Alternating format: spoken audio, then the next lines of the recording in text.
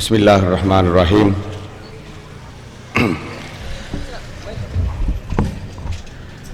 நல்லாட்சிக்கான மக்கள் இயக்கம் நடாத்துகின்ற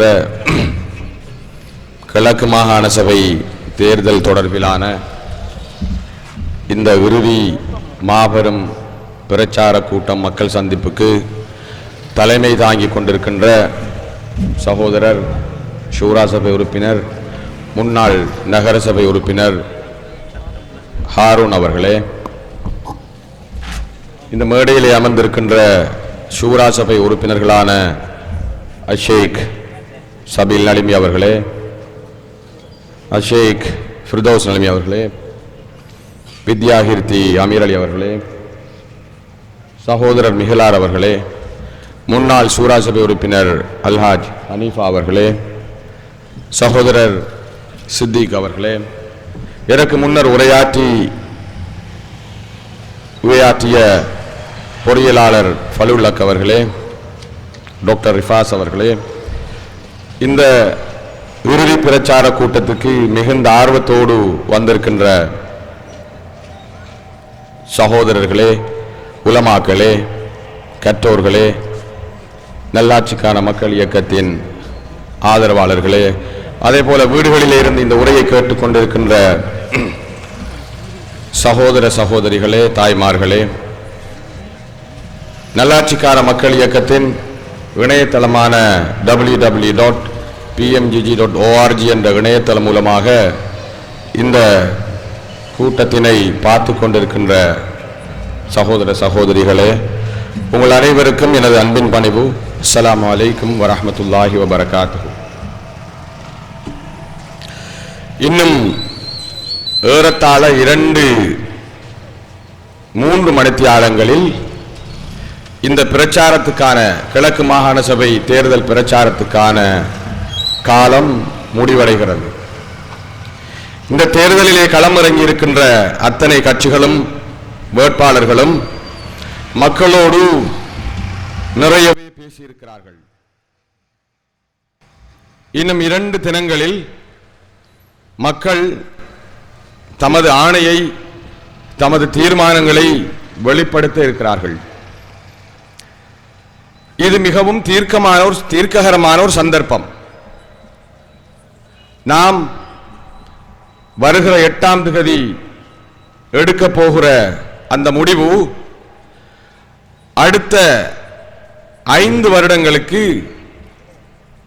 நமது அரசியல் உரிமைகள், பாதுகாப்பு, நமது சுயமரியாதை, நமது தேசிய அந்தஸ்து என்று பல்வேறு வகையான விடயங்களை தீர்மானிக்க போகிறது, நிர்ணயிக்க போகிறது.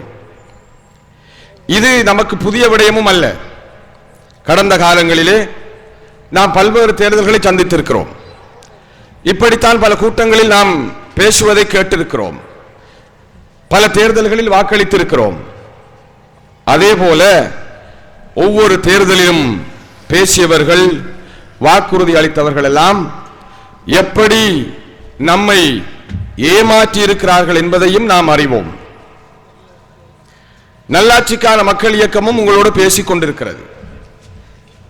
இந்த தேர்தலை பொறுத்தவரையில் மக்களோடு மிக அதிகமாக கருத்துக்களை பரிமாறிய ஒரே ஒரு அரசியல் இயக்கம் நல்லாட்சிக்கான மக்கள் இயக்கம் மாத்திரம்தான். 7-8 பிரசுரங்கள், பல கலந்துரையாடல்கள், ஏராளமான பொதுக்கூட்டங்கள் என்று நாம் நிறையவே உங்களோடு பேசியிருக்கிறோம். இந்த சமூகத்தின் முடிவு பற்றிய அந்த அமானிதம், முடிவு எடுக்கிற அந்த அமானிதமும் பொறுப்பும் இன்னும் 2 தினங்களில், 2.5 நாட்களில் மக்களுடைய கைகளில் கிடைக்கவிருக்கிறது. இந்த இடத்தில் தான் இன்று கூடியிருக்கிற நாம், இந்த உரைகளை கேட்டுக்கொண்டிருக்கிற நீங்கள் மிகவும் புத்திசாலித்தனமாக, மிகவும் அறிவுபூர்வமாக, மிகவும் சமயோசிதமாக முடிவுகளை எடுக்க வேண்டிய ஒரு தருணத்தில் இருக்கிறோம். இங்கே நாங்கள் அறிவுபூர்வமாக என்று சொல்வதும் புத்திசாலித்தனமாக என்று சொல்வதும் நாம் மிக அதிகம் படித்தவர்களாக இருந்து இந்த முடிவுகளை எடுக்க வேண்டும் என்பதல்ல. மிகவும் பொது புத்திக்கு, பகுத்தறிவுக்கு, சாதாரண பகுத்தறிவுக்கு படுகிற விடயங்களைத்தான் நாம் இந்த விடயத்தில் யோசித்து முடிவெடுக்க வேண்டியிருக்கிறது. நான் அடிக்கடி சில கூட்டங்களில் ஒரு ஹாஸ்யமாகவும் நான் சொல்வேன், நல்லது கெட்டது என்று நமது சொந்த வாழ்க்கையில் வருகிற போது நாம் அத்தனை விடயங்களையும் நமது கடந்த கால அனுபவங்களிலிருந்து தேடி கண்டுபிடித்து தீர்மானிக்கிறோம். நல்லது கெட்டதுன்னு வருகிற போது நாம் நல்லதொரு ஷர்ட் வாங்க வேண்டுமாக இருந்தால் 4 பேரிடம் கேட்கிறோம், இது எப்படி எத்தனை காலம் நின்று பிடிக்கும் என்று பார்க்கிறோம், கேட்கிறோம், அதன்படி வாங்குகிறோம். நாம் கொடுக்கிற பணத்துக்கு அது பொருத்தம் தானா, பெருமை தானா என்று 1000 தடவை யோசிக்கிறோம். செருப்பு வாங்குவதற்கும் யோசிக்கிறோம், நல்ல செருப்பா, இது எங்கு வாங்க முடியும் என்று யோசிக்கிறோம். கடந்த ரமலான் காலத்தின் போது நல்ல சமுசா எங்கே வாங்குவது என்று கூட நாங்கள் மிகவும் கவனமாக தூரிடங்களுக்கு சென்று கியூலே நின்று வாங்கியிருக்கிறோம். இப்படி மிகவும் சாதாரண விடயங்களுக்கு கூட நாம் மிகவும் பொது புத்தியோடு நடந்து கொள்கிறோம், மிகவும் பகுத்தறிவோடு நடந்து கொள்கிறோம். அரசியலை எடுத்து பாருங்கள். ஒவ்வொரு முறையும் ஏமாற்றுகிற நபர், ஒவ்வொரு முறையும் நமக்கு சொல்லப்படுகிற பொய் வாக்குறுதிகள், ஒவ்வொரு தடவையும் நமக்கு சொல்லப்படுகிற புத்தம் புதிய கதைகள், இது எல்லாம் தெரிந்தாலும் கூட நாம் வாக்களிக்கிற போது மீண்டும் ஒரு முறை அதே தவறை செய்து விடுகிறோம். இந்த தவறுதான் காலம் காலமாக நம்மை இந்த பிற்போக்கான அரசியலில் இருந்து விடுபட முடியாமல் சிக்க வைத்திருக்கிறது. அதில் நாங்கள் நம்மை மறையாமல் ஒரு அடிமைகளாக மாட்டிக்கொண்டிருக்கிறோம். எப்படி யோசிக்கிறோம் என்றால், அரசியலில் நம் கண் முன்னால் மோசடி நடக்கிற போது அரசியல்வாதி என்றால் அப்படித்தான் இருப்பான் என்று நாம் அதனை ஏற்றுக்கொள்கிறோம். மக்களுடைய பொது பணத்தில் சுரண்டல் நடக்கிற போது அரசியல்வாதி என்றால் சுரண்டத்தான் செய்வான் என்று நாம் நினைக்கிறோம். தேர்தலில் பயங்கரமான பொய் வாக்குறுதிகளை வழங்குகிற போது தேர்தலில் இருந்தால் பொய் சொல்லத்தான் செய்வான் என்று நாம் ஏற்றுக்கொள்கிறோம். இந்த நமது பலவீனமும் இந்த நமது பிற்போக்கான சிந்தனையும் தான் இன்றைய அரசியல்வாதிகளின் பெரும் பெரும் மூலதனமாக மாறியிருக்கிறது. நாம் அடிக்கடி சொல்லுகிற விடயம், இந்த சமூகத்திலே மக்களை ஏமாற்றுகின்ற அரசியல் வியாபாரம் மிகவும் கோலாகலமாக லாபகரமாக நடந்து வருகிறது என்றால் அதற்கு 3 மூலதனங்களை மக்கள் பயன்படுத்திக் கொள்கிறார்கள். ஒன்று, மக்களுடைய மறதி. நாம் இலேசாக மறந்து விடுகிறோம். ஒவ்வொரு நமக்கு கிட்டிய வரலாற்றை கூட நாம் இலேசாக மறந்து விடுகிறோம். இப்போது களத்திலே இருக்கின்ற ஒவ்வொரு அரசியல்வாதியை பற்றியும் நாம் ஒரு 5 வருட வரலாற்றையாவது பின்னோக்கி பார்க்க முடியுமா இருந்தால் நாம் இந்த தேர்தலிலே மிக முக்கியமான பொருத்தமான முடிவுகளை எடுப்பதற்கு உதவியாக இருக்கும். ஒரு 5 வருடம் 25 வருட அரசியல் வரலாற்றை கொண்ட அரசியல்வாதியும் களத்தில் நிற்கிறார், 10 வருட அரசியல் வரலாற்றை கொண்டவரும் களத்தில் இருக்கிறார்.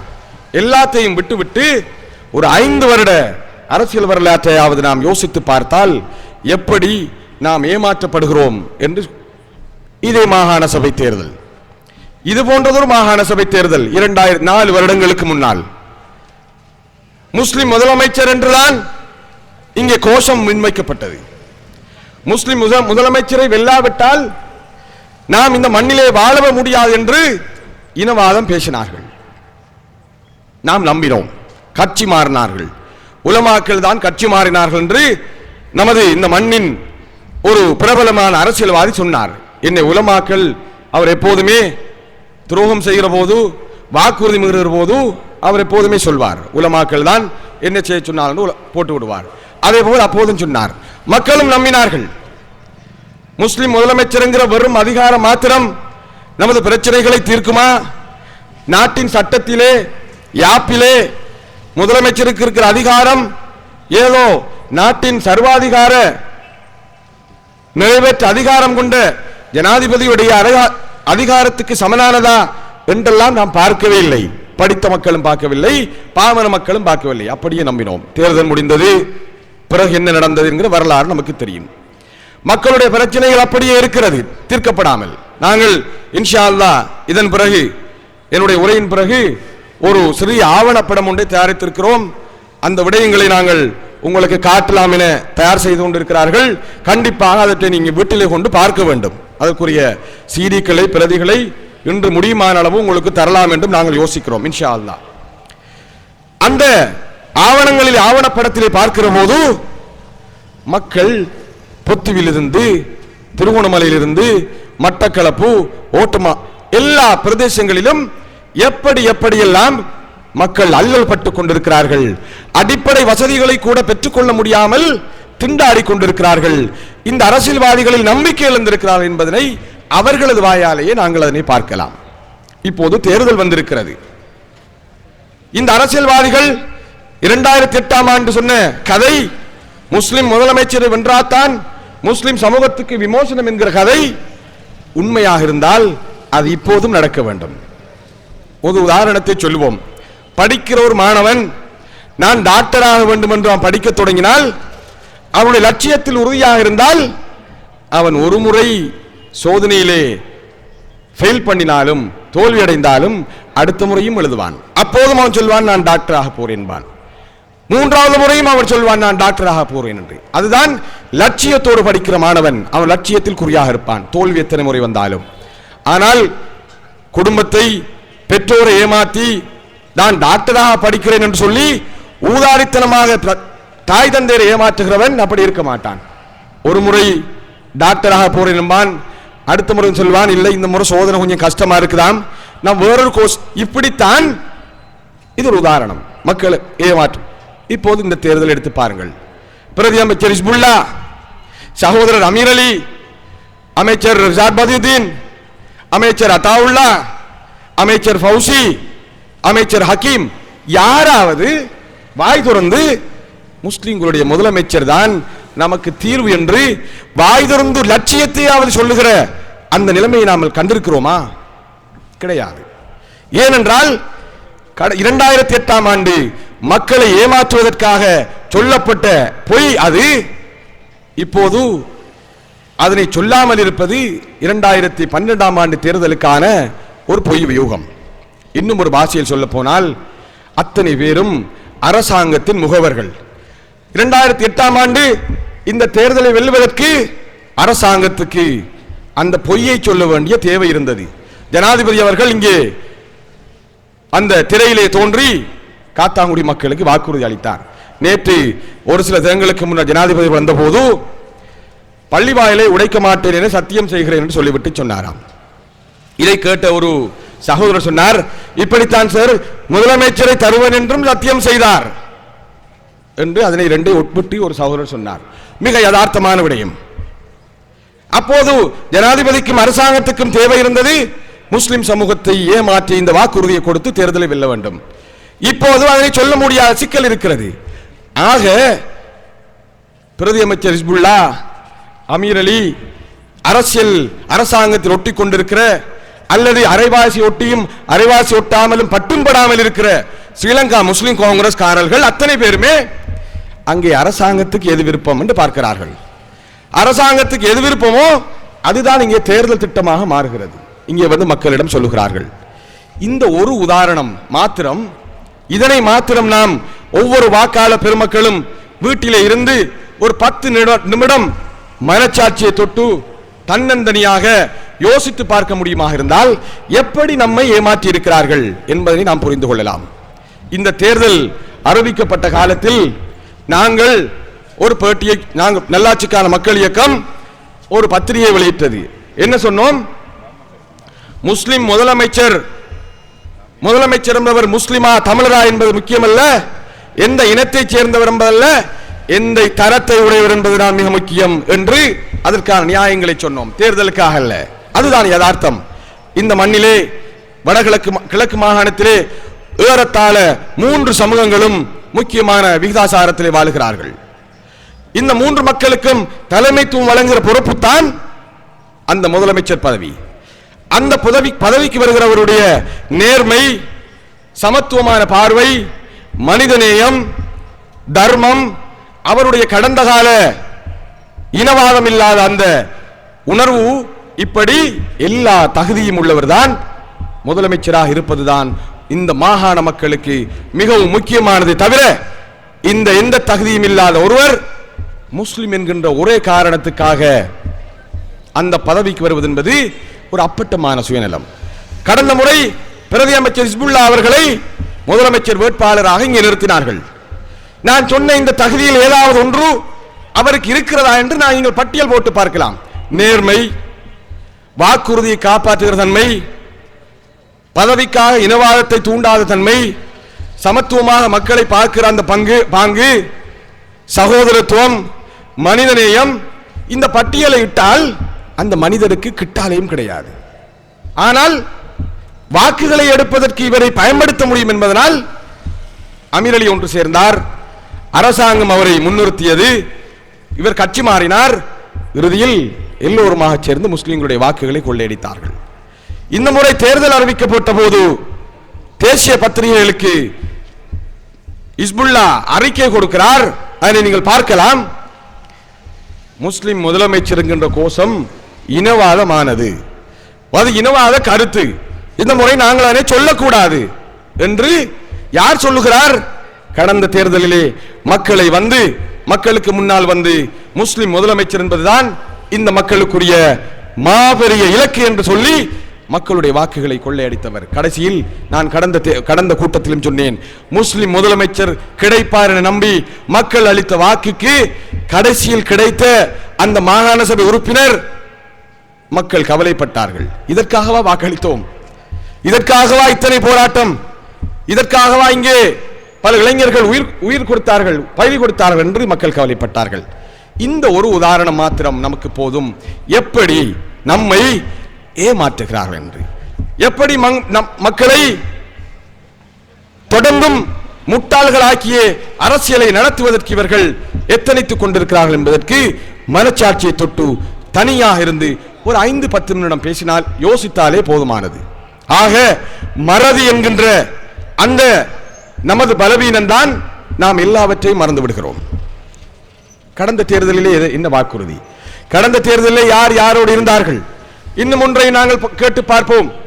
இப்போது சகோதரர் அமீர் அலி, அதே போல ஹிஸ்புல்லா அவருடைய வேட்பாளர் அத்தனை பேரும் இணைந்து கொண்டு ஊர் ஒற்றுமை பற்றி 3 ஊரும் வாக்களிக்க வேண்டும் என்பது பற்றி பேசிக் கொண்டிருக்கிறார்கள். ஒரு இலகுவான கேள்வி, 2010ஆம் ஆண்டு பாராளுமன்ற தேர்தலில் இந்த பிராந்திய ஒற்றுமை உணர்வு உங்களுக்கு எங்கே போனது? ஏன் அமீர் அலியும் ஹிஸ்புல்லாவும் அல்லது அவருடைய ஏறாவூர் பிரதி ஒருவர் இணைந்து இந்த 3 பிரதேச மக்களும் அளிக்கிற வாக்குகளை கொண்டு சமனாக இந்த வாய்ப்புகளை பங்கிட்டுக் கொள்வோம் என்று ஒற்றுமையாக ஏன் பாடுபட முடியவில்லை? நினைவிருக்கிறதா? 2010ஆம் ஆண்டு ஓட்டுமாடியில் நடந்த வன்முறை, எப்படியெல்லாம் அமீர் அலி அவர்கள் தோற்கடிக்கப்பட்டதற்கு பிறகு அமீர் அலிக்கு எதிரானவர்களுக்கு நிகழ்த்தப்பட்ட வன்முறை, இங்கே எப்படி அமீர் அலியும் ஹிஸ்புல்லாவும் ஆலையால் அடித்துக் கொண்டு விருப்பு வாக்குகா போட்டி போட்டு பதவிக்கு போட்டி போட்ட அந்த எல்லாம் நமக்கு ஞாபகம் இருக்கிறது.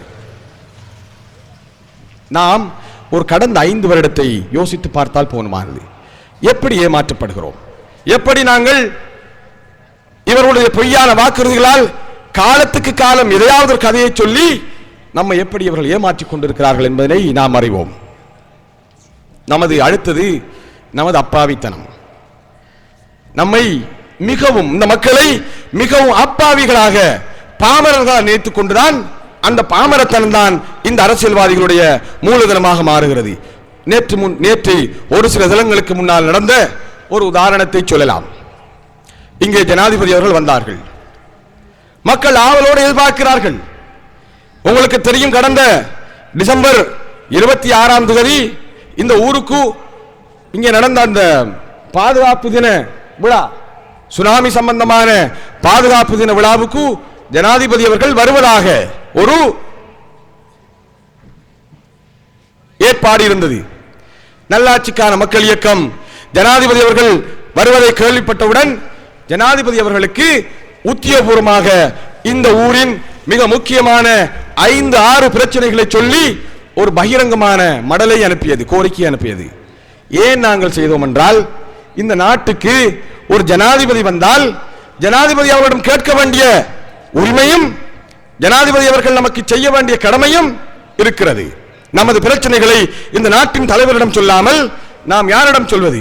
இந்த நாட்டின் தலைவரை கொழும்புக்கு தேடி சென்று சந்திப்பது பொருத்தமா, அல்லது இந்த மண்ணுக்கு வருகிற போது இந்த மண்ணின் மக்களுடைய பிரச்சனைகளை ஜனாதிபதியோடு பேசுவது பொருத்தமா?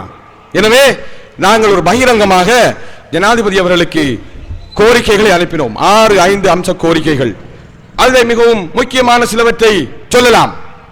இந்த ஊருக்குரிய காணி பிரச்சனை என்பது பயங்கரமானது. இந்த ஊரை ஒரு திறந்த வழி சிறை போல இந்த ஊரின் அரசியல்வாதிகள் மாற்றிக் கொண்டிருக்கிறார்கள். எப்படி இந்த மக்களை இவர்கள் ஏமாற்றிக் கொண்டிருக்கிறார்கள் என்பதற்கு நான் என்னுடைய நடந்த ஒரு உதாரணத்தை நான் சொல்ல வேண்டும். ஒரு வருடத்துக்கு முன்னால் அரசாங்கம் இந்த நாட்டில் இருக்கிற எல்லா பிரதேச செயலக கிராம சேவை அந்த எல்லைகளை மீள் நிர்ணயம் செய்வதற்கான ஏற்பாடு ஒன்றை செய்து அதற்கான முன்மொழிவுகளை கோரியது. காத்தான்குடிக்கு அது மிகவும் தேவையாக இருக்கிறது. காத்தான்குடிக்கு இந்த ஊரை 2 பிரதேச செயலமாக மாற்ற வேண்டும். காத்தான்குடியின் ஏனைய பகுதிகள் இணைத்துக் கொண்டு புதிய செயலக பிரிவு உருவாக வேண்டும் என்கின்ற கோரிக்கை 1990ஆம் ஆண்டுகளிலிருந்து நமது பள்ளிவாயல் முஸ்லிம் நிறுவனங்கள் சம்மேளனம், அந்நேரம் இருந்த நமது சமூகத்தின் தலைவர்கள் எல்லோராலும் முன்வைக்கப்படுகிற ஒரு பொதுவான கோரிக்கை. இப்போது அரசாங்கம் கொண்டு வந்திருக்கிற இந்த ஏற்பாடு நமது மக்களுக்குரிய நல்ல சந்தர்ப்பம் என்று நாங்கள் நினைத்துக் கொண்டிருந்த போது பிரதி அமைச்சர் ஹிஸ்புல்லா அவர்கள் அவருடைய அலுவலகத்திலே ஒரு கூட்டத்தை கூட்டுகிறார். நான் நினைக்கின்றேன் கடந்த ஒரு வருடத்துக்கு முன்னாலே நினைக்கின்றேன் கூட்டத்தை கூட்டுகிறார். நகரசபை உறுப்பினர் என்ற வகையில் எனக்கும் அழைப்பு வருகிறது. நான் அது ஒரு பொது விடயம் என்பதனால் கண்டிப்பாக அந்த கூட்டத்துக்கு செல்ல வேண்டும் என்பதற்காக அங்கே செல்கிறேன். அங்கே ஊரின் பல முக்கியஸ்தர்கள், கிராம சேவை அலுவலர்கள் அத்தனை பேரும், இந்த ஊரின் பிரதேச செயலாளர் என்று எல்லா அலுவலர்களும் அங்கே இருக்கிறார்கள். நான் செல்லுவதற்கு ஒரு 20 நிமிடங்கள் 15 நிமிடங்கள் தாமதமாகிவிட்டது. சென்றபோது கூட்டம் நடந்து கொண்டிருக்கிறது. பிரதி அமைச்சர் பேசிக் கொண்டிருக்கிறார். நான் ஒரு 10 நிமிடம் இவர் இந்த சபைக்கு என்ன சொல்லுகிறார் என்று நான் சற்று மௌனமாக கேட்டுக்கொண்டிருந்தேன். நான் புரிந்து கொண்டேன், இந்த ஊருக்கு இந்த மக்களுக்கு எது அவசியமோ அதை கிடைத்துவிடக் கூடாது என்பதில் கவனமாக இருந்து அந்த சபையை பிழையாக வழிநடத்தி கொண்டிருக்கிறார் ஹிஸ்புல்லா. என்ன சொன்னார் என்றால், பிரதேச செயலக எல்லைகள் எல்லாம் மீள் நிர்ணயம் செய்வது பற்றி அரசாங்கம் இப்போது கணக்கெடுக்காது. நாங்கள் எங்களது ஊரெல்லைக்குள் இருக்கிற ஏற்கனவே இருக்கிற கிராம சேவை பிரிவுகளை உடைத்து இன்னும் அதிகமாக மாற்றி பிரிவுகளாக்கிக் கொள்வோம் என்று மக்களை சபையாக பிழையாக வழிநடத்தி கொண்டிருந்தார்.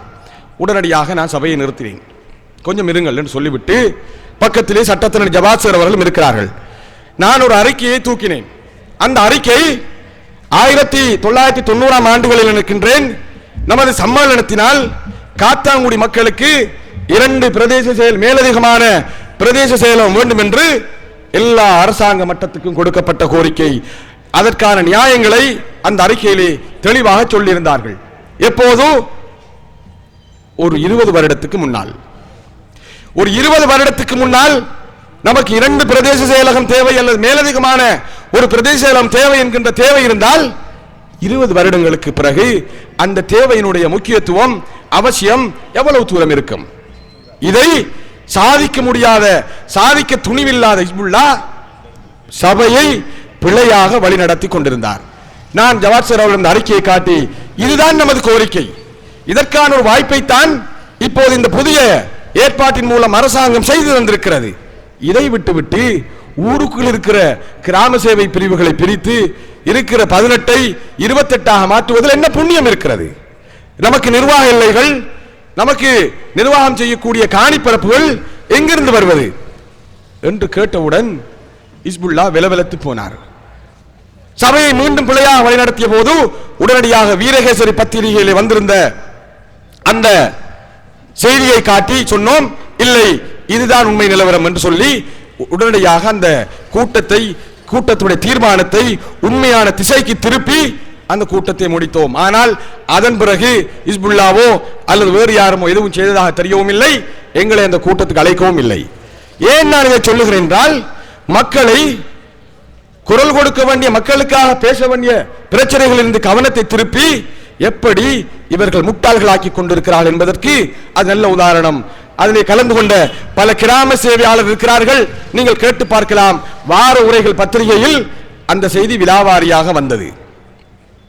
எனவேதான் நாங்கள் ஜனாதிபதி அவர்கள் இந்த ஊருக்கு வருவதாக அறிவிக்கப்பட்ட போது அந்த கோரிக்கையை முன்வைத்தோம். அது போன்ற பல கோரிக்கைகளை நாங்கள் முன்வைத்தோம். இந்த ஊருக்கு கிடைக்க வேண்டிய அரச காணி, இந்த ஊருக்கு தேவையான நிலப்பரப்பு என்று பல விடயங்களை முன்வைத்தோம். ஜனாதிபதிகள் வரவில்லை. இப்போது நேற்று முன்தினம் வந்துவிட்டு போயிருக்கிறார்கள். உண்மையில் இந்த ஊரின் அரசியல்வாதி, இந்த ஊரின் மக்களால் தெரிவு செய்யப்பட்ட பிரதிநிதிய கடமை என்ன? பிரதி அமைச்சர் ஹிஸ்புல்லாவுக்கு தான் செய்ய வேண்டிய கடமை எதுவென்று தெரியாது என்பதனால் தான் நாங்கள் இதே இடத்தில் நடந்த ஒரு கூட்டத்தில் ஞாபகப்படுத்தினோம். நீங்கள் ஜனாதிபதி அவர்கள் இந்த மண்ணுக்கு வருகிற போது மக்கள் சார்பாக இந்த பிரச்சனைகளை முன்வையுங்கள் என்று ஒரு பட்டியலை போட்டு ஞாபகப்படுத்தினோம். ஜனாதிபதி அவர்கள் வந்தார்கள். வந்துவிட்டு சென்ற பிறகு பிரதி அமைச்சர் ஹிஸ்புல்லா அவர்கள் ஒரு கூட்டத்தை நடத்துகிறார்கள். அந்த கூட்டத்திலே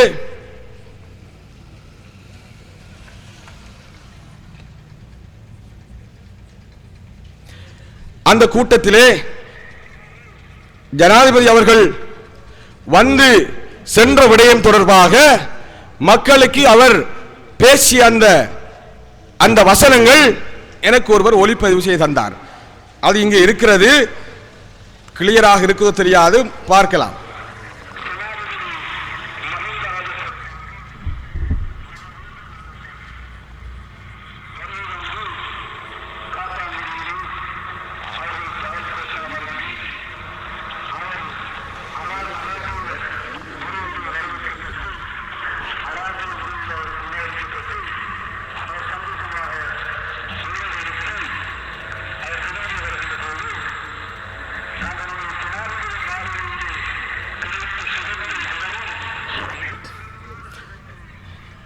இந்த விடயத்தை நான் சொல்லுகிறேன். அது அந்த ஒளிப்பதிவு அவ்வளவு கிளியராக இல்லை. அவர் சொல்லுகிறார், ஜனாதிபதி என்று ஊருக்கு வந்தார், நாங்கள் அராபிய முறைப்படி விருந்து அளித்தோம், இன்னும் பல சுகங்களையும் அளித்தோம். ஜனாதிபதி அவர்கள் மிகவும் சந்தோஷப்பட்டார். இந்த சுகங்கள் எல்லாம் கொழும்பில் கிடைப்பதில்லை, இவற்றை கொழும்புக்கும் கொண்டு வந்து தர வேண்டும் என்று சொன்னார். இப்போது நம்மிடம் கேள்வி இருக்கிறது. இந்த மக்கள் துவா செய்து நோம்பிருந்து பல இந்த இளைஞர்கள் பல தியாகங்களை செய்து பலத்த நம்பிக்கையோடு இவரை பிரதிநிதியாக மாற்றியது மக்களுடைய பிரச்சனைகளுக்கு முகம் கொடுப்பதற்கா அல்லது கொழும்பிலிருந்து வருகிறவர்களுக்கு சுகம் கொடுப்பதற்கா? யார் எது கடமை? மக்களுடைய பிரச்சனைக்கு முகம் கொடுத்து மக்களுடைய பிரச்சனையை சொல்ல வேண்டியவர்களுக்கு சொல்லி தீர்த்து வைப்பது இவருடைய கடமையா? அல்லது கொழும்பிலிருந்து வருகிற அத்தனை பேருக்கும் நாங்கள் விருந்தளித்து சுகம் அளித்தோம், இதற்கு நாம் இவருக்கு ஒரு ரெஸ்டாரண்ட் திறந்து கொடுத்திருக்கலாம். நான் போன கூட்டத்திலும் சொன்னேன், கச்சேரியில கூட்டம் நடக்கிறது, அங்கே முஸ்லிம்களுடைய மீள்குடியேற்றம் சம்பந்தமாக பேச வேண்டிய அவசியம் இருக்கிறது. அதற்கு போகாமல் ஒளிந்திருந்து விட்டு சம்மேளனம் வலியுறுத்தி கேட்கிறது, போகவில்லை, ஒளிந்திருந்து விட்டு இங்கே வந்து அங்கே கூட்டம் முடிந்ததன் பிறகு மீள்குடியேற்ற அமைச்சரை அழைத்து வந்து இங்கே டீ பார்ட்டி நடத்திவிட்டு எல்லாம் முடிந்து விட்டு அனுப்பி விடுகிறார். இந்த மக்களுக்கு என்ன நடக்கிறது? எப்படி இந்த மக்களை ஏமாற்றுகிறார்கள்? மட்டக்களப்புக்கு வருகிற அமைச்சர்களை ஜனாதிபதி அவர்களுக்கு விருந்து விசாரம் அளிப்பதென்றால் நாங்கள் பள்ளி வாயிலால் செய்ய முடியும், சம்மேளனத்தால் செய்ய முடியும். அதற்கு பிரதி அமைச்சரும் படைபட்டாளமும் பெரிய அரசியல் அதிகாரம் அதற்கு அவசியம் இல்லை. ஏன் இந்த மக்களுடைய பிரச்சனை ஜனாதிபதி அவரிடம் பேசவில்லை? இந்த ஜனாதிபதி அவர்கள் இந்த மண்ணுக்கு வந்து போனதனால் இந்த மக்களுக்கு கிடைத்த நன்மையும் பிரயோசனமும் என்ன? இதைத்தான் நாங்கள் பேச வேண்டும். இதைத்தான் கேள்வியாக நல்லாட்சிக்கான மக்கள் இயக்கம் எழுப்பிக் கொண்டிருக்கிறது. இதை நாங்கள் கேள்வி எழுப்பிய போது பிரதி அமைச்சர் ஹிஸ்புல்லாவுடைய மேடையிலே புதிய அரசியல் ஜால்ராவா சேர்ந்திருக்கிற ஒருவர் சொன்னாராம், நீங்கள் நாங்க திறந்திருக்கிற அந்த என்னது சுரங்கப்பாதையை பார்க்க அவசியம் என்கிட்ட சொல்றானே, ஏன் ஜனாதிபதியிட்ட வந்து இந்த கேள்வி எல்லாம் கேட்கணும்னு சொல்றீங்கன்னு சொன்னாராம். அந்த சகோதரருக்கு தெரியாது, அவர் ஜால்ரா அடித்தே பழக்கப்பட்டவர்.